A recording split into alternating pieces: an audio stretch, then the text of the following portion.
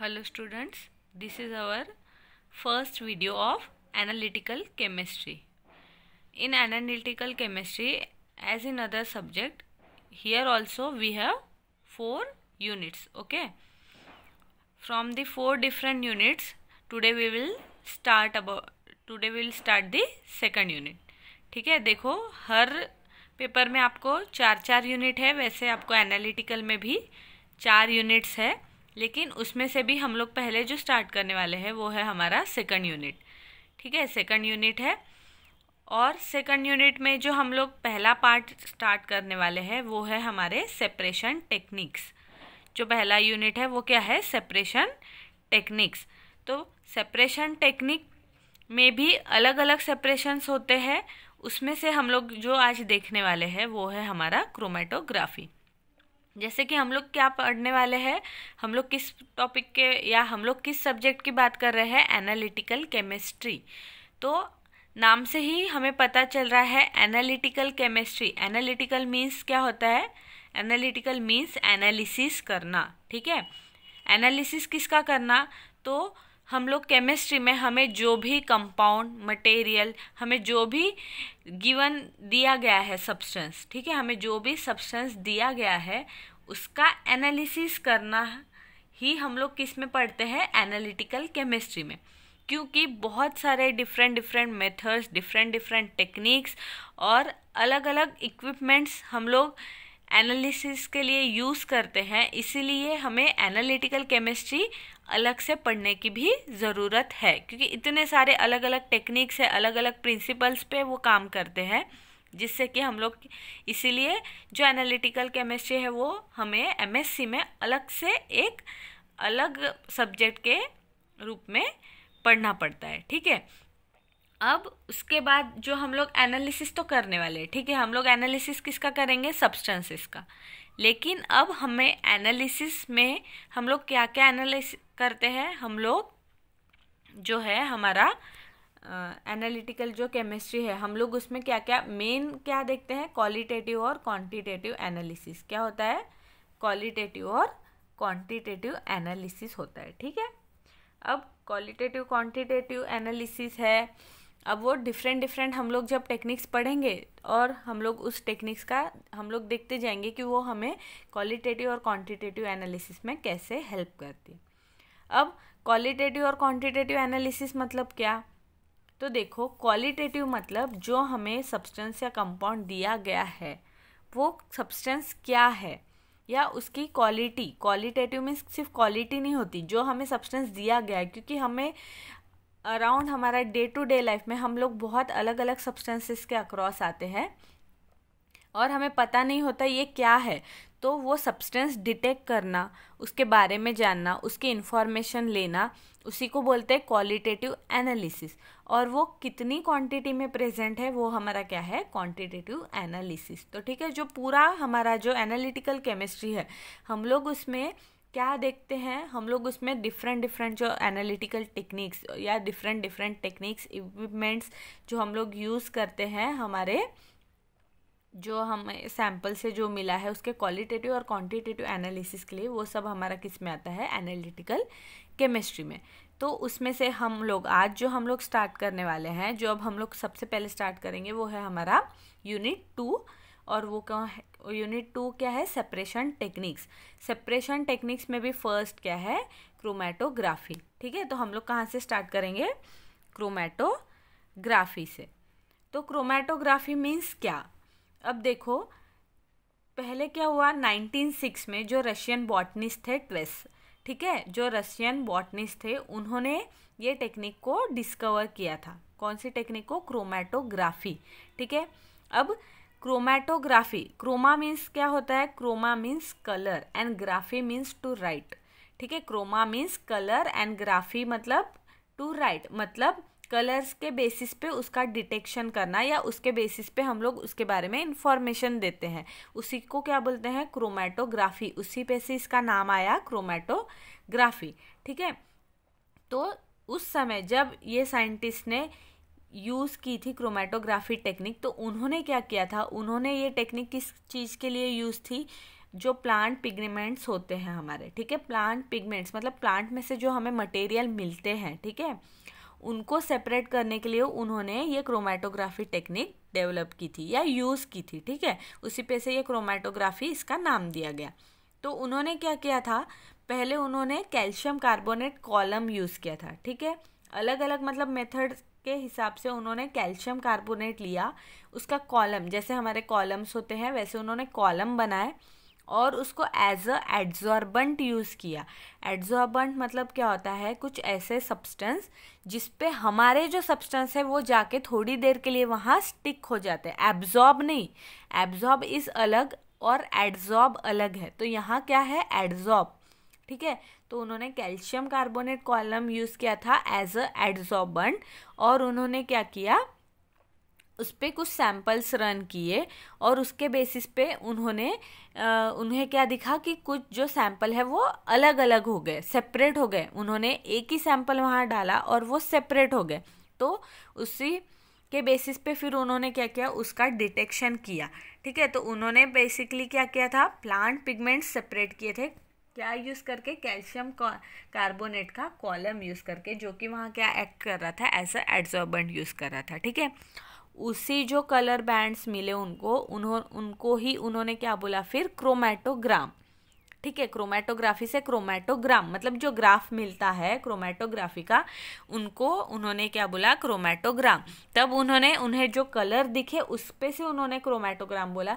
But जैसे day to day life जैसे आगे बढ़ते गई, जैसे जैसे टेक्निक्स, नए नए टेक्निक आते गए, तो ये टेक्निक भी डेवलप होती गई, ठीक है। तो पहले उन्होंने जो प्लांट पिगमेंट सेपरेट किए थे वो कैसे थे, वो सब कलर्ड सब्सटेंस थे, ठीक है, वो कैसे थे, कलर्ड, इसलिए यहाँ लिखा गया है, he use this technique for the separation of chlorophyll, xanthophyll and other coloured substance. उन्होंने कलर्ड के लिए यूज़ की थी, लेकिन अभी ये टेक्निक्स हम लोग कलरलेस सब्सटेंस के लिए भी यूज़ कर सकते हैं। तो उस ज़माने में उतना डेवलपमेंट, जब वो क्योंकि सब डेवलप हुआ था इसलिए ऐसा माना जाता था कि सिर्फ कलर्ड सब्सटेंस, पर जैसे जैसे डेवलपमेंट होती गई तो क्या है कि हम लोग कलरलेस सब्सटेंस भी हमारे क्रोमेटोग्राफी टेक्निक यूज़ करके सेपरेट कर सकते हैं। अब जो सेपरेट करने के लिए उन्होंने कॉलम यूज़ किया था कैल्शियम कार्बोनेट का, ठीक है। तो जो कैल्शियम कार्बोनेट का कॉलम यूज़ किया था वो वहाँ कैसा था, वैसा का वैसा ही कॉलम एक बार बन गया, तो उसी को यूज़ किया गया। इसलिए वो कॉलम को, क्योंकि वो वहाँ स्टेशनरी था, स्टेशनरी मीन्स वो वहाँ एज इट इज़ था, इसीलिए उस जो कॉलम को उन्होंने क्या नाम दिया, स्टेशनरी फेज, इसलिए उन्होंने क्या नाम दिया, स्टेशनरी फेज नाम दिया। और उसके बाद उन्होंने क्या किया, उन्होंने वेजिटेबल का सॉल्यूशन बनाया, ठीक है, उन्होंने कुछ सॉल्यूशन बनाया जो कि उन्होंने उस कॉलम पे पोर किया, एक सॉल्यूशन उन्होंने प्रिपेयर किया, जो कि वो सॉल्यूशन उन्होंने क्या किया, वो जो कैल्शियम कार्बोनेट का कॉलम था उस पे उन्होंने वो सॉल्यूशन पोर किया, जिसके वजह से क्या हुआ कि जो अलग अलग प्लांट पिगमेंट्स थे वो क्या हुए, एक दूसरे से सेपरेट हुए, जिसके वजह से प्लांट पिगमेंट सेपरेट हुए, ठीक है। तो क्योंकि वो जो सॉल्यूशन उन्होंने यूज़ किया था वो फ्लोइंग था और वो मूव हो रहा था, इसलिए उन्होंने उसको क्या नाम दिया, मोबाइल फेज, इसलिए उन्होंने उनको क्या नाम दिया, मोबाइल फेज। तो इसी तरीके से जो ट्वेस्ट थे उन्होंने क्या किया, उन्होंने पहले जो प्लांट पिगमेंट्स था वो सेपरेट किए, किसको यूज़ करके, वेजिटेबल सॉल्यूशंस को यूज़ करके और कैल्शियम कार्बोनेट कॉलम यूज़ करके। तो जो कैल्शियम कार्बोनेट कॉलम था वो स्टेशनरी था, मतलब एज इट इज़ वहीं रहने वाला था, इसलिए उन्होंने उसको नाम दिया स्टेशनरी फेज। और जो वेजिटेबल सॉल्यूशन उन्होंने यूज़ किया, क्योंकि वो मूविंग था, वो मूव हो रहा था, इसलिए उन्होंने उसको नाम दिया मोबाइल फेज। तो जो हमारा क्रोमेटोग्राफी है, जितने भी हम लोग क्रोमेटोग्राफी टेक्निक्स देखेंगे उसमें जो रहेगा, सभी क्रोमेटोग्राफी टेक्निक्स में आपको क्या मिलेगा, स्टेशनरी फेज मिलेगा और मोबाइल फेज मिलेगा, ठीक है। तो ये था हमारा बेसिक था क्रोमेटोग्राफी का, ठीक है। इसके बाद जो आता है अब मेन डेफिनेशन, तो हमने क्या देखा, क्या हो रहा है एग्जैक्टली हमारे क्रोमेटोग्राफी में, क्या हो रहा है, सेपरेशन हो रहा है सब्सटेंस का, किसके बेसिस पे सेपरेशन हो रहा है, स्टेशनरी फेज और मोबाइल फेज के बेसिस पे। इसीलिए फिर उसकी डेफिनेशन दी गई Chromatography is a method of separation in which the separation of solutes occur between a stationary phase and a mobile phase. ठीक है, तो क्या बोला गया, क्रोमेटोग्राफी क्या है, सेपरेशन टेक्निक है जिसमें कि सोल्यूट्स का सेपरेशन होता है स्टेशनरी फेज और मोबाइल फेज के बीच में. ठीक है, अब जो सोल्यूट्स है, हम लोग सोल्यूट्स को एज इट इज़ तो नहीं डालेंगे, तो क्या होता है, हम लोगों को जो सोल्यूट्स होता है हम लोग उसका भी सॉल्यूशन बनाते हैं. आइदर वाटर में बनाते हैं या किसी और बेंजीन में बनाएंगे, अल्कोहल में बनाएंगे, किसी भी इसमें बनाएंगे, तो उसका सॉल्यूशन बना के हम लोग वहाँ उसका यूज़ करते हैं. ठीक है, तो सोल्यूट का सेपरेशन जो स्टेशनरी फेज और मोबाइल फेज के बीच में हो रहा है उसी को क्या बोला गया, क्रोमेटोग्राफी बोला गया. ठीक है, अब लेकिन जो बेसिक मेन प्रिंसिपल्स है वो क्या है क्रोमेटोग्राफी के, तो जो मेन प्रिंसिपल्स है क्रोमेटोग्राफी के वो क्या है कि जो सेपरेशन यहाँ हो रहा है, ये जो मेथड है ये कैसी है, केमिकल मेथड नहीं है, it is a physical method of separation. ठीक है, जो यहाँ जो मेथड सेपरेशन की यूज़ कर रहे हैं ये कैसी है, फिजिकल मेथड है. तो इसमें क्या हो रहा है, जो हमारा सोल्यूट होता है वो क्या होता है, दो फेजेस के बीच में डिस्ट्रीब्यूट हो जाता है. ठीक है, जैसे कौन से फेज है यहाँ से, एक तो स्टेशनरी फेज और मोबाइल फेज, दो फेजेस के बीच में, क्योंकि हमारा सोल्यूट क्या है खुद को डिस्ट्रीब्यूट करता है, इसके वजह से ही उनका वहाँ क्या होता है, सेपरेशन होता है. उसके बाद जो सब्सटेंस सेपरेट होते हैं वो किसके बेसिस पे होते हैं, उनके डिफरेंशियल डिस्ट्रीब्यूशन के बेसिस पे होते. डिफरेंशियल डिस्ट्रीब्यूशन मतलब क्या होता है कि जो आपका सोल्यूट है या जो आपका सब्सटेंस है उसका जो आपके स्टेशनरी फेज है और जो आपका मोबाइल फेज है उसके साथ उसका इंटरेक्शन कितना है. ठीक है, वो सोल्यूट में वो आपका स्टेशनरी फेज के साथ ज़्यादा जा रहा है या वो आपके मोबाइल फेज के साथ ज़्यादा जा रहा है, उसके बेसिस पे क्या होगा, आपके सब्सटेंस का डिस्ट्रीब्यूशन होगा. उसके बाद जो आपका सब्सटेंस, ठीक है, जो आपका सब्सटेंस मोबाइल फेज के साथ मूव हो रहा है, जो आपका सब्सटेंस मोबाइल फेज के साथ मूव हो रहा है उसका जो सेपरेशन का रेट रहेगा वो किस पे डिपेंड रहेगा, वो उसके पार्टीशन और डिस्ट्रीब्यूशन कोएफिशिएंट पे डिपेंड रहेगा. पार्टीशन और डिस्ट्रीब्यूशन कोएफिशिएंट मतलब कि वो कितना आपका मोबाइल फेज में रहेगा या कितना ज़्यादा आपका स्टेशनरी फेज में रहेगा. ये तीन बेसिक प्रिंसिपल है. मतलब पहले तो क्या होगा, जो आपका सब्सटेंस है या जो सोल्यूट है आपका वो क्या करेगा, खुद को दो फेजेस के बीच में डिस्ट्रीब्यूट करेगा. उसके बाद उनका डिफरेंशियल डिस्ट्रीब्यूशन कितना है उसके बेसिस में वो सेपरेट होंगे. और उसके भी बाद वो किस स्पीड से मूव होंगे वो किस पे डिपेंड करता है, उनकी जो मोबिलिटी है वो किस पे डिपेंड करेगी, आपके पार्टीशन और कोई डिस्ट्रीब्यूशन कोएफिशिएंट के ऊपर, कि वो फास्ट मूव होगा या स्लो मूव होगा. ठीक है, तो ये जो है ये हमारे क्या है, बेसिक प्रिंसिपल्स है किसके, हमारे क्रोमेटोग्राफी के बेसिक प्रिंसिपल है ये. उसके बाद आता है हमारा classification of chromatography. Classification of chromatography. अब देखो क्रोमेटोग्राफी में सबसे मेन हमने क्या देखा, वहाँ क्या है, मैंने क्या बोला था, अभी जितनी भी क्रोमेटोग्राफी हम लोग पढ़ेंगे उसमें जो मेन रोल रहेगा वो किसका रहेगा, एक तो उसके स्टेशनरी फेज का और एक उसके मोबाइल फेज का. ठीक है, तो स्टेशनरी फेज और मोबाइल फेज के ही मतलब स्टेशनरी फेज और मोबाइल फेज को ही कंसिडर करके जो आपकी क्रोमेटोग्राफी है उसको क्या किया गया, उसका क्लासिफिकेशन किया गया. ठीक है, तो यहाँ देखो कुछ अलग अलग टेक्निक्स है और उनके नाम है. तो फर्स्ट क्या है, कॉलम क्रोमेटोग्राफी और एड्सॉर्प्शन क्रोमेटोग्राफी. ठीक है, कॉलम क्रोमेटोग्राफी और एड्सॉर्प्शन क्रोमेटोग्राफी, ये टेक्निक जो पहले साइंटिस्ट ने यूज़ की थी वही है. मतलब यहाँ क्या होता है, इस टेक्निक में आइदर कॉलम्स रहेंगे. ठीक है, आपके कॉलम्स रहते हैं जिसमें कि सेपरेशन होता है. तो एड्सॉर्प्शन क्रोमेटोग्राफी भी क्यों बोलते हैं कॉलम क्रोमेटोग्राफी में, क्योंकि कॉलम क्रोमेटोग्राफी में जो प्रोसेस होता है, मतलब जिसके वजह से आपके जो सब्सटेंस सेपरेट होते हैं जो प्रोसेस से, वो है एड्सॉर्प्शन. मतलब आपका जो सब्सटेंस है, आपका जो सोल्यूट है वो क्या होता है, आपके कॉलम पे एड्सॉर्ब होता है, उसके बाद वो सेपरेट होता है, इसलिए उसका नाम दिया गया कॉलम क्रोमेटोग्राफी और एडजॉर्प्शन क्रोमेटोग्राफी। तो जो पहला है इसमें आपका स्टेशनरी फेज क्या रहेगा, सॉलिड, क्योंकि हम लोग कॉलम प्रिपेयर कर रहे हैं, ठीक है। जैसे चौक ले लो, आप एक चौक का एग्जांपल ले सकते हो, या हमारा जो फिल्टर होता है, हमारे जो फिल्टर्स होते हैं वाटर फिल्टर, जो पुराने वाले हमने देखे हैं, जो एक स्टील का ड्रम होता है जिसमें 2 फिल्टर्स होते हैं, वो फिल्टर कैसे काम कर रहा है, एज अ कॉलम ही काम कर रहा है वहाँ, ठीक है। तो वैसे ही कुछ कॉलम क्रोमेटोग्राफी में हम लोग अलग अलग सब्सटेंस यूज़ करते हैं। तो वहाँ जो स्टेशनरी फेज होता है वो हमारा सॉलिड होता है, और हमारा जो मोबाइल फेज होता है वो कौन सा होता है, हमारा लिक्विड होता है। उसके बाद जो हमारा सेकंड है वो क्या है, liquid liquid partition chromatography. Liquid liquid partition chromatography, ठीक है। इस टाइप के क्रोमेटोग्राफी में क्या होता है, जो आपका स्टेशनरी फेज है और मोबाइल फेज है, जो आपके दोनों फेज है वो कौन से है, दोनों भी फेज आपके लिक्विड होते हैं, ठीक है। इसमें आइदर जो मैक्सिमम क्या होता है, जो आपके दोनों लिक्विड होते हैं वो एक दूसरे में कैसे होते हैं, इमिसिबल होते हैं। इमिसिबल मतलब एक दूसरे में मिक्स नहीं होते, या उनकी पोलैरिटी में क्या होता है, डिफरेंस होता है, जिसके वजह से वहाँ क्या होता है, सेपरेशन होता है। उसके बाद हमारा थर्ड आता है पेपर क्रोमेटोग्राफी।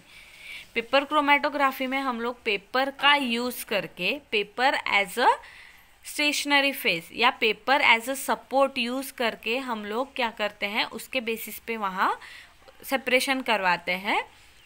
तो इसलिए उसका नाम क्या है, पेपर क्रोमेटोग्राफी। पेपर क्रोमेटोग्राफी में भी एडजॉर्प्शन ही होता है, ठीक है। लेकिन जो कॉलम क्रोमेटोग्राफी है उसमें हम लोग कॉलम डिफरेंट सब्सटेंस का यूज़ करते हैं। पेपर क्रोमेटोग्राफी में हम लोग डिफरेंट पेपर्स यूज़ करते हैं सेपरेशन के लिए। तो जो पेपर क्रोमेटोग्राफी है उसमें हमारा स्टेशनरी फेज, क्योंकि पेपर रहेगा और उसके ऊपर जो डालते हैं हम लोग सॉल्वेंट वो, तो उसको सॉलिड, और जो मोबाइल फेज रहेगा वो कौन सा रहेगा, हमारा लिक्विड रहेगा। उसके बाद है हमारा थिन लेयर क्रोमेटोग्राफी। तो जो थिन लेयर क्रोमेटोग्राफी होती है वो समझ लो आप पेपर क्रोमेटोग्राफी के जैसी ही होती है, या कॉलम जैसी, पर कॉलम कैसे पैक होता है पेपर, और थिन लेयर क्रोमेटोग्राफी में हम लोग उसको पैक नहीं करते। अगर जैसे कि एक स्लाइड वगैरह ले लो, एक स्लाइड के ऊपर हम लोग क्या करते हैं एक्सक्यूज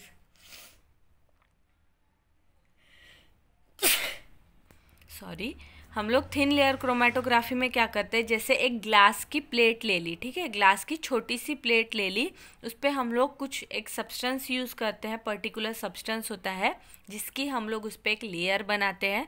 ग्लास ले लो या प्लास्टिक ले लो उस पर, और उसके ऊपर हम लोग हमारा सैंपल लोड करते हैं और हम लोग उसको जो है सेपरेट करने के लिए छोड़ देते हैं। तो वो हुई thin layer chromatography. Thin layer chromatography में भी आपके स्टेशनरी फेज सॉलिड, और आपका जो मोबाइल फेज होता है वो है लिक्विड।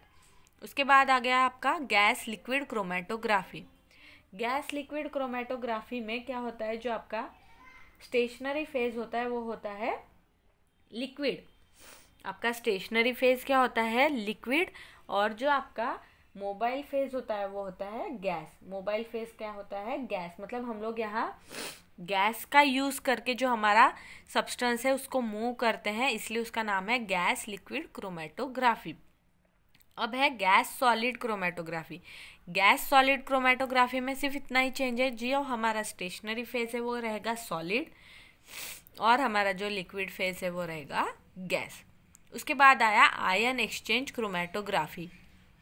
आयन एक्सचेंज क्रोमेटोग्राफी में क्या होता है कि जैसे हमें पता है, हम लोग अगर केमिस्ट्री पढ़ रहे हैं तो हमारे जो सब्सटेंस है हम लोग उसको जब डिज़ोल्व करते हैं या उसका क्या होता है, हमारे जो सब्सटेंस है वो आयंस फॉर्म करते हैं, ठीक है।